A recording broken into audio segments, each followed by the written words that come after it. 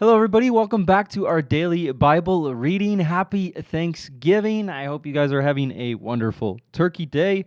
And we are on day 329. We have just a little bit over a month left. We got 35 days left, and we are starting a new book of the Old Testament today. So we are in Daniel chapter 1. So the book of Daniel, Daniel in Nebuchadnezzar's court, chapter 1. During the 3rd year of King Jehoiakim's reign in Judah, King Nebuchadnezzar of Babylon came to Jerusalem and besieged it. The Lord gave him victory over King Jehoiakim of Judah and permitted him to take some of the sacred objects from the temple of God. So Nebuchadnezzar took them back to the land of Babylonia and placed them in the treasure house of his God. Then the king ordered Ashpenaz, the chief of staff, to bring to the palace some of the young men of Judah's royal family and other noble families, who had been brought to Babylon as captives. Select only strong men, healthy and good-looking young men, he said. Make sure they are well versed in every branch of learning, are gifted with knowledge and good judgment, and are suited to serve in the royal palace. Train these young men in the language and the literature of Babylon. The king assigned them a daily ration of food and wine from his own kitchens. They were to be trained for 3 years, and then they would enter the royal service. Daniel, Hananiah, and Mishael, and Azariah were 4 of the young men chosen, all from the tribe of Judah. The chief of staff renamed them with these Babylonian names. Daniel was Belteshazzar, Hananiah was called Shadrach, Mishael was called Meshach, Azariah was called Abednego. But Daniel was determined not to defile himself by eating the food and wine given to them by the king. He asked the chief of staff for permission not to eat these unacceptable foods. Now God had given the chief of staff both respect and affection for Daniel, but he responded, I am afraid of the Lord, the king, who has ordered that you eat his food and wine. If you become pale and thin compared to the other youths your age, I am afraid the king will have me beheaded. Daniel spoke with the attendant who had been appointed by the chief of staff to look after Daniel, Hananiah, Mishael, and Azariah. Please test us for 10 days on a diet of vegetables and water, Daniel said. At the end of the 10 days, see how we look compared to the other young men who are eating the king's food. Then make your decision in light of what you see. The attendant agreed to Daniel's suggestion and tested them for 10 days. At the end of those 10 days, Daniel and his 3 friends looked healthier and better nourished than the young men who had been eating the food assigned by the king. So after that, the attendant fed them only vegetables instead of the food and wine provided for the others. God gave these 4 young men an unusual aptitude for understanding every aspect of literature and wisdom. And God gave Daniel the special ability to interpret the meanings of visions and dreams. When the training period ordered by the king was completed, the chief of staff brought all the young men to King Nebuchadnezzar. The king talked with them, and no one impressed him as much as Daniel, Hananiah, Mishael, and Azariah. So they entered the royal service. Whenever the king consulted them in any matter requiring wisdom and balanced judgment, he found them 10 times more capable than any of the magicians and enchanters in his entire kingdom. Daniel remained in the royal service until the 1st year of the reign of King Cyrus. Chapter 2, Nebuchadnezzar's Dream.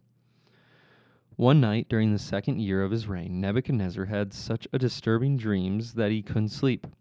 He called in his magicians, enchanters, sorcerers, and astrologers, and he demanded that they tell him what he had dreamed. And as they stood before the king, he said, I have a dream that deeply troubles me, and I must know what it means. Then the astrologers answered the king in Aramaic, Long live the king, tell us the dream, and we will tell you what it means.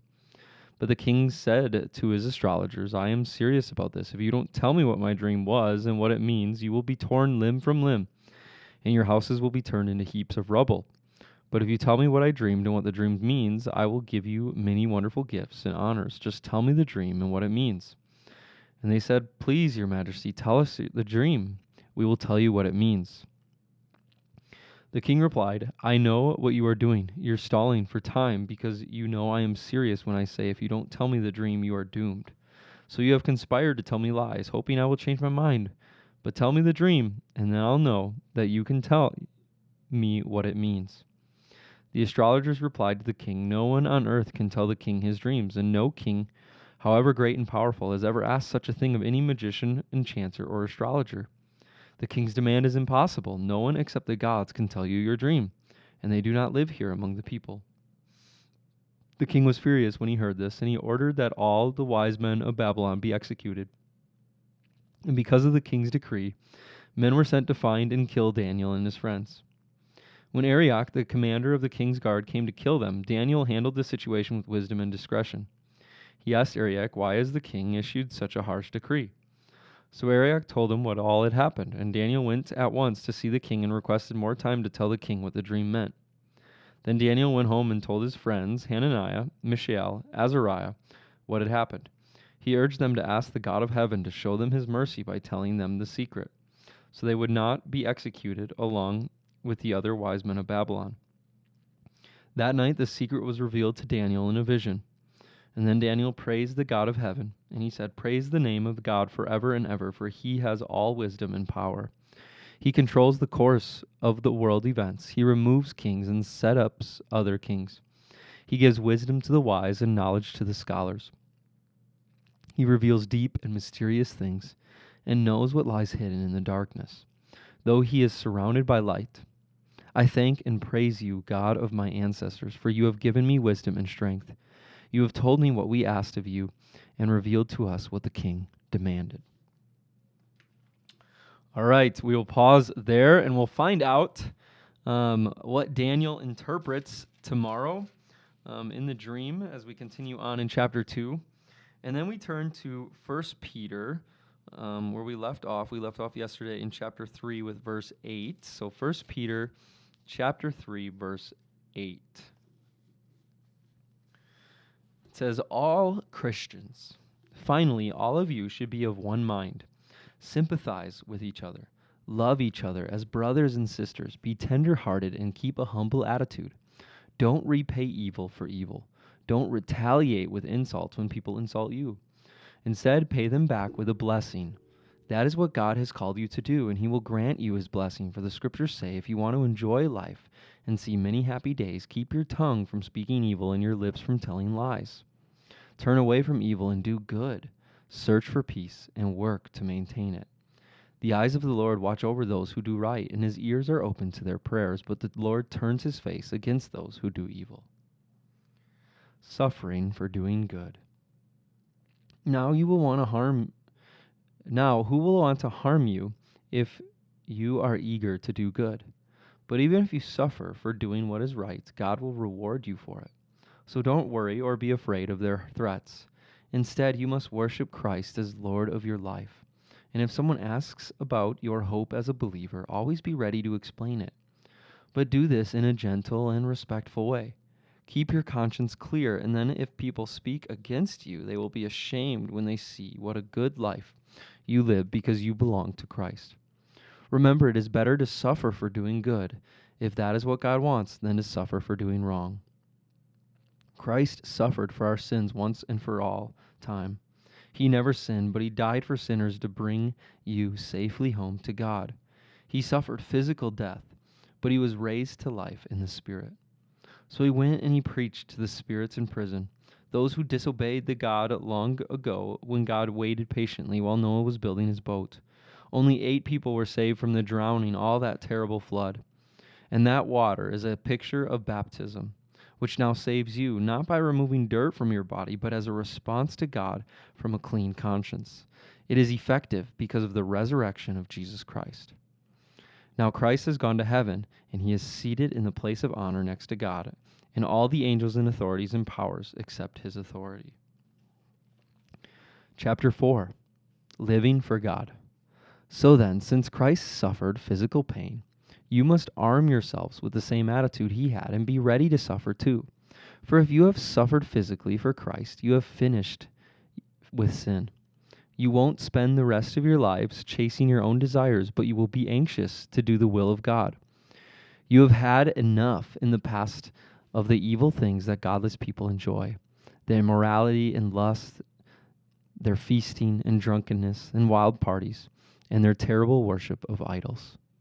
Of course, your former friends are surprised when you no longer plunge into the flood of wild and destructive things they do. So they slander you, but remember that they will have to face God, who stands ready to judge everyone, both the living and the dead. That is why the good news was preached to those who are now dead. So although they were destined to die like all people, They now live forever with God in the Spirit. All right, and then we flip to Psalm 119 as we continue on in it. So we are in verse 65. So 65 through 80 today we'll be reading. It says, "You have done many good things for me, Lord, just as you promised. I believe in your commands. Now teach me good judgment and knowledge. I used to wander off until you disciplined me, but now I closely follow your word. You are good and do only good. Teach me your decrees. Arrogant people smear with lies, but in truth I obey your commandments with all my heart. Their hearts are dull and stupid, but I delight in your instructions. My suffering was good for me, for it taught me to pay attention to your decrees. Your instructions are more valuable to me than millions in gold and silver. You made me, you created me. Now give me the sense to follow your commands.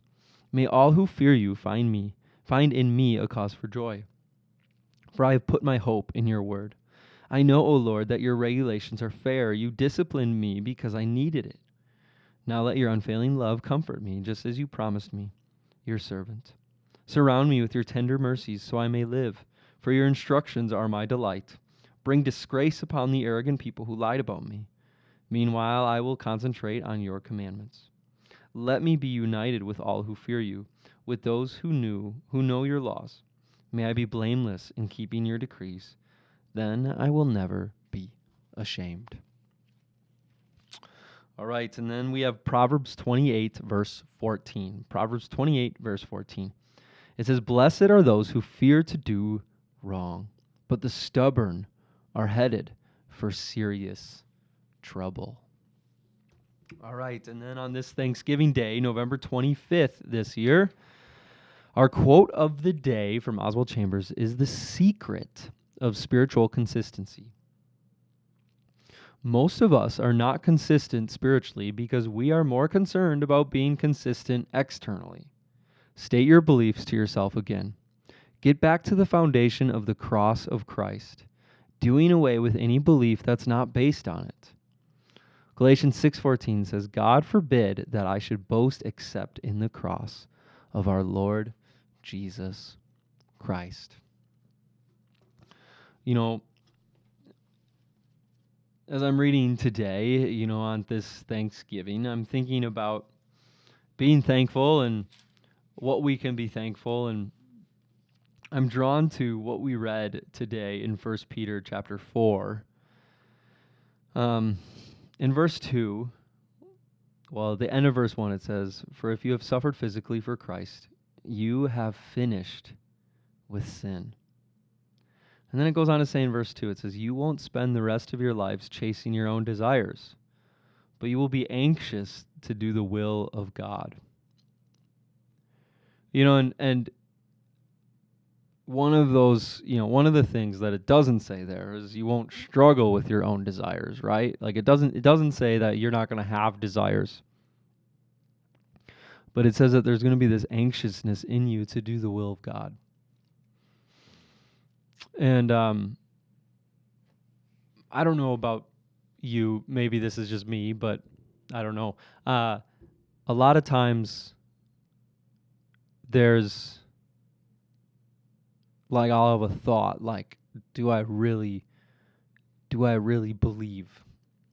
It's something that is hard to quantify, right? Like I can have a job, I can show that by what I do. I can pick up this book or whatever it is, but do I really believe? And one of the things that has marked my life is that idea that I want to serve the Lord. That's my desire. It's my desire above all else. It's my desire above family. It's my desire above, anything. Now, that does not mean I'm good at it. It does not mean that path is easy. It doesn't mean that, I put off all my desires and don't chase my own desires and all I do is seek the Lord. I wish, not even close. But there's an inner anxiousness in me to follow after the Lord and to do His work.